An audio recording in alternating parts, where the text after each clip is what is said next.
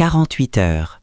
C'est le délai d'incubation exact qui sépare un patient d'une complication potentiellement mortelle au sein même de l'établissement censé le guérir. Vous entrez pour une intervention chirurgicale bénigne, vous êtes exposé à un micro-organisme cliniquement agressif que vous ne possédiez pas à votre admission. Les données épidémiologiques sont brutales et documentées. Les infections nosocomiales frappent aveuglément.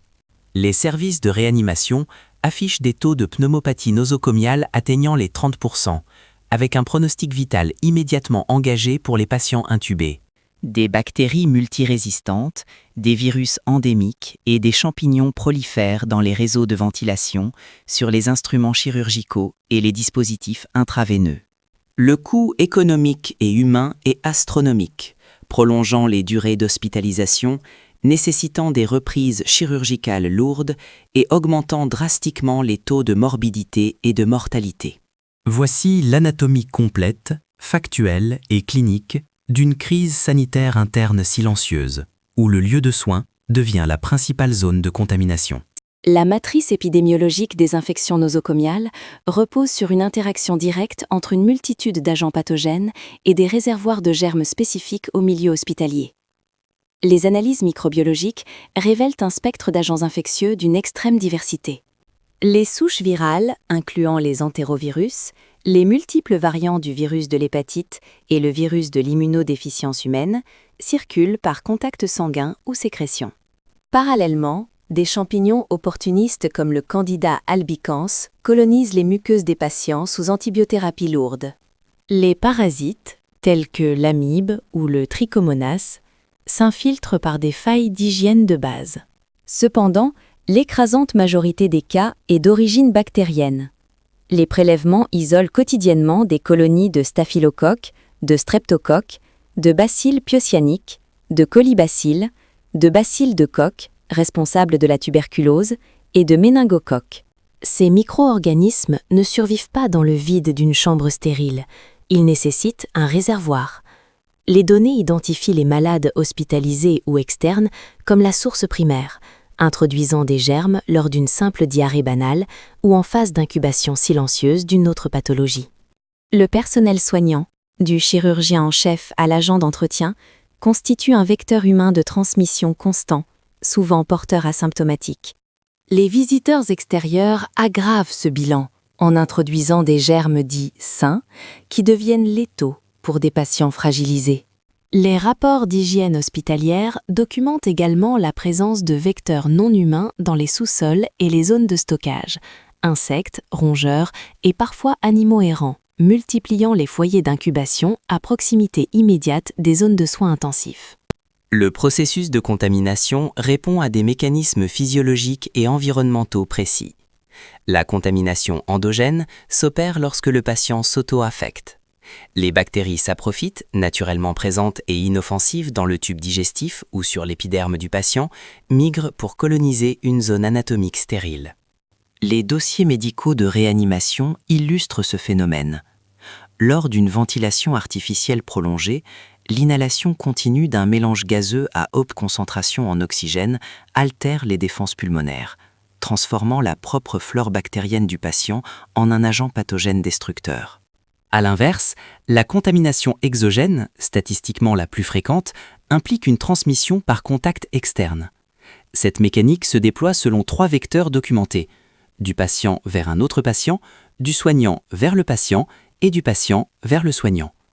La transmission manuportée est le canal principal. Les mains non désinfectées transportent des staphylocoques et des entérobactéries à Gram négatif en forme de bâtonnet d'une surface à une autre. Un thermomètre partagé, la membrane d'un stéthoscope appliqué sur plusieurs thorax successifs ou le simple contact avec des draps ou des couvertures non décontaminées suffisent à initier le cycle infectieux. Les relevés d'hygiène prouvent que la contamination interpatient est directement corrélée à la manipulation d'équipements médicaux mutualisés. De plus, les chantiers de rénovation ou de construction au sein des complexes hospitaliers libèrent des particules de poussière chargées de spores fongiques, générant une contamination aéroportée massive. Infiltre les blocs opératoires et les chambres d'isolement si les systèmes de filtration sont défaillants. L'inventaire des instruments médicaux impliqués dans la transmission des infections nosocomiales couvre l'intégralité du matériel d'examen et de soins. Les enquêtes de traçabilité pointent systématiquement vers les appareils d'assistance respiratoire, les ventouses, les forceps en salle de naissance, les spéculums et surtout les endoscopes et laryngoscopes. La structure complexe de ces dispositifs, incluant des canaux étroits et des valves, favorise la création de biofilms bactériens ultra-résistants si les protocoles de désinfection de haut niveau ne sont pas scrupuleusement appliqués. Le matériel de soins quotidiens constitue la deuxième ligne de transmission. Pince chirurgicale, seringues, aiguilles creuses, barboteur à oxygène, flacons d'aspiration des sécrétions et gants à usage unique mal utilisés. Le périmètre de risque s'étend bien au-delà de la sphère purement médicale. Les rapports recensent des cultures bactériennes positives sur des biberons en néonatologie, des ustensiles de cuisine, des plateaux repas, ainsi que sur les poignées de porte et les rebords de fenêtres.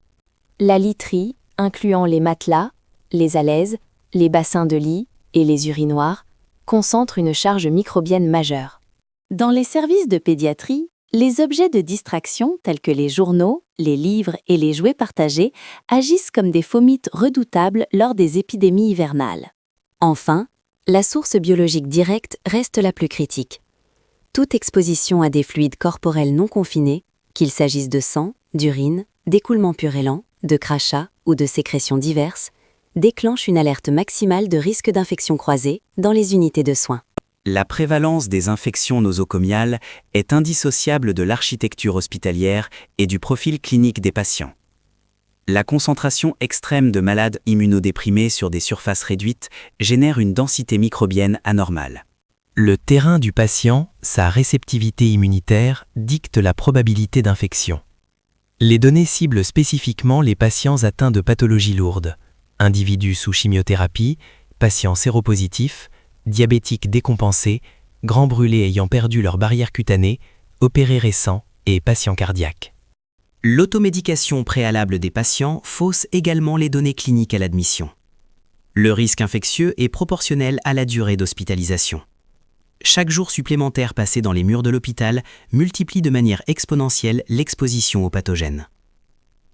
La pression antibiotique, définie par l'utilisation massive et parfois inadaptée d'antibiotiques à large spectre, sélectionne des souches bactériennes capables de résister aux traitements de première ligne.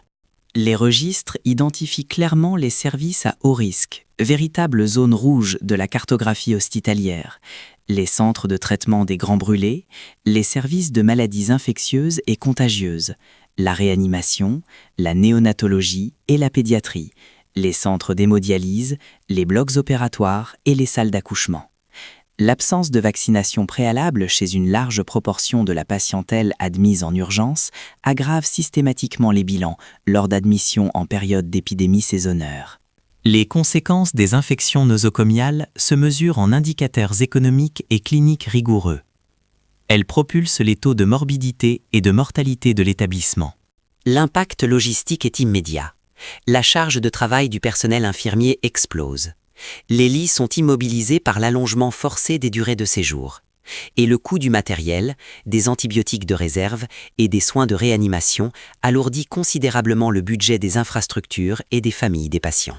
Face à cette réalité statistique, le ministère de la Santé impose un programme de prévention et de surveillance draconien. La riposte passe par une révision de l'architecture des structures hospitalières pour optimiser l'isolement. Le maintien de la stérilité exige l'utilisation d'autoclaves à haute pression pour l'entretien et la désinfection totale du matériel chirurgical réutilisable. La neutralisation de la transmission manu-portée repose sur des protocoles de lavage des mains obligatoires et standardisés avant et après chaque manipulation clinique. La gestion de l'environnement requiert le bio-nettoyage et la désinfection systématique des salles entre deux patients. Le circuit du linge est sécurisé, considérant les draps des patients immunodéprimés comme du matériel à haut risque biologique. Le traitement des déchets est catégorisé. Les déchets ménagers sont séparés des déchets d'activité de soins à risque infectieux, DASRI. Les objets piquants, coupants ou tranchants, tels que les bistouris et les aiguilles, sont neutralisés dans des conteneurs rigides inviolables pour empêcher les accidents d'exposition au sang et l'inoculation virale au personnel en laboratoire ou au bloc opératoire. La surveillance prospective s'appuie sur des enquêtes de prévalence pour photographier l'état des lieux à un instant T, suivi d'enquêtes d'incidence ciblées dans les services identifiés à haut risque, confiant au personnel infirmier la collecte méthodique des données pour évaluer l'efficacité des mesures d'asepsie déployées. Les données sont claires, les protocoles sont établis, mais le risque zéro n'existe pas dans un environnement saturé de pathologies et d'interventions invasives. L'infection nosocomiale est une réalité biomécanique inhérente à la concentration des soins médicaux, où des micro-organismes opportunistes exploitent la moindre faille d'asepsie, du bloc opératoire à la chambre d'hôpital. Abonnez-vous à la chaîne pour suivre nos prochaines enquêtes basées sur des rapports médicaux et des faits documentés. Aimez cette vidéo pour soutenir notre travail d'investigation et partagez votre opinion dans la section des commentaires ci-dessous.